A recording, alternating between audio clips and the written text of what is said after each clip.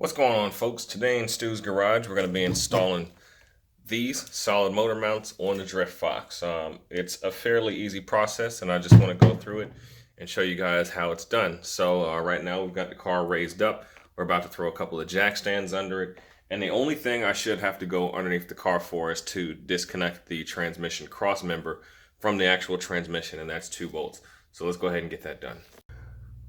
Okay, so from underneath the car, you're going to look all the way at the back of the transmission. You're going to see your transmission cross member. And these are the 2 bolts here that you're going to want to loosen up. The sizes of the bolts may differ depending on what kind of a transmission mount you have. I have the polyurethane mount in this one, so my bolt size is, I think these are a little bit larger than the stock bolts. All right, so now that we've got these unbolted, we can actually go ahead and start working on lifting up the motor.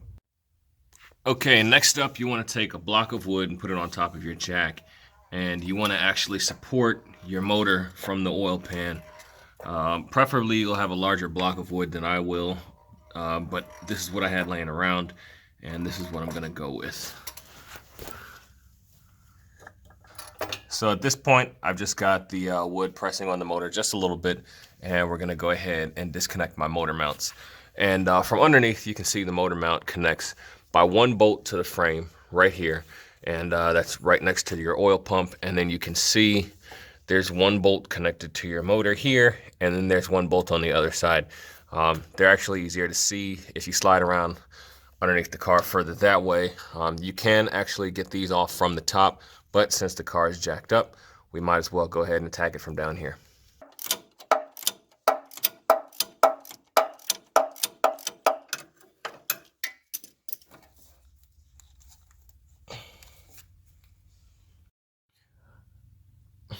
All right, even though you don't have to, if you have a really long extension, it's like cheating as far as getting this thing out. It's super easy.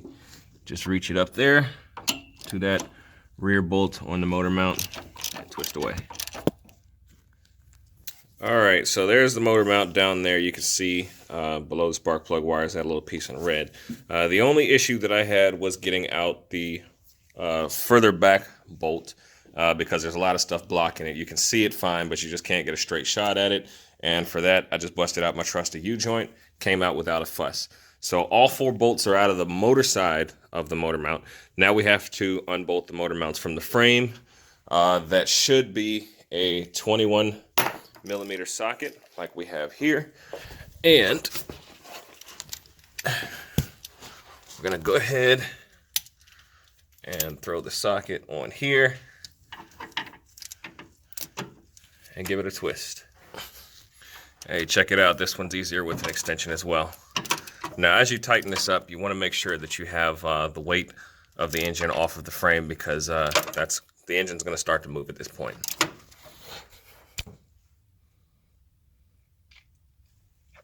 Okay, now I've already got this loose, but it is going to take some finessing to get this motor mount out of here. You're going to have to get the motor up as high as you can possibly get it in order to have space to get this motor mount out. Now, the other thing is, I strongly suggest that you only do 1 of these at a time. Even though you're going to have them both disconnected, only take them out of the car 1 at a time, because these things look similar, but they're not. And if you get them mixed up, you're not going to know what side goes to what. And then if you get them mixed up, you're really going to be frustrated trying to figure out how to get these things back in. So go ahead, pull your motor mount out and compare it to your new one, and make sure that you have it matched up. Because as you can see, the studs on these things are different. This one's high, this one's low, this one's left, this one's right. So anyways, compare it to the one that you took out. That way you know which one to put back in.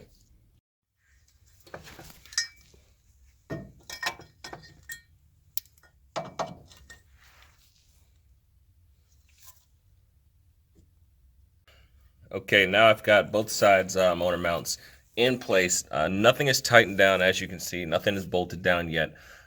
Basically, before anything gets tight, what I want to do is make sure that all of my holes are going to be able to line up and thread. That way, so everything's going to have to move in order for me to do that. So what I've done is I've lowered down the motor slightly. I'm going to bolt the mount to the motor. Then I'm going to go to the other side and do the same thing, and then everything's going to get tightened down. All right, so that was a fairly simple and straightforward install.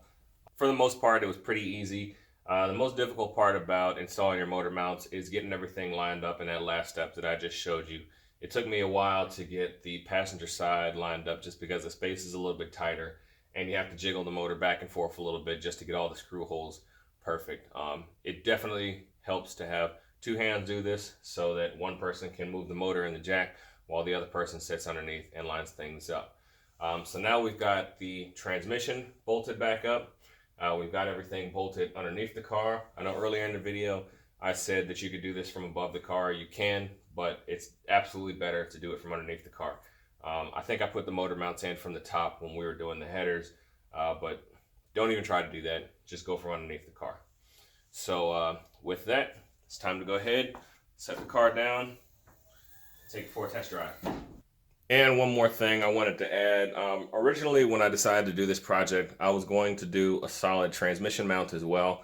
But after doing my research, I always do research before I do these modifications. A lot of people who have done these modifications in the past said that solid transmission mounts are bad news. And basically, they'll turn your transmission into a ticking time bomb, especially if you have a stock T5. So there's no reason to really do that. Your best bet is to go, if you want to do that, your best bet is to go with solid motor mounts and polyurethane transmission mount. And if you're not that hardcore for the streets, you want to just go ahead and get all polyurethane mounts all the way around. So with that, we're going to go ahead and give the car a test start and just see how bad the vibrations are that folks talk about. All right, so here we go. First start with solid motor mounts.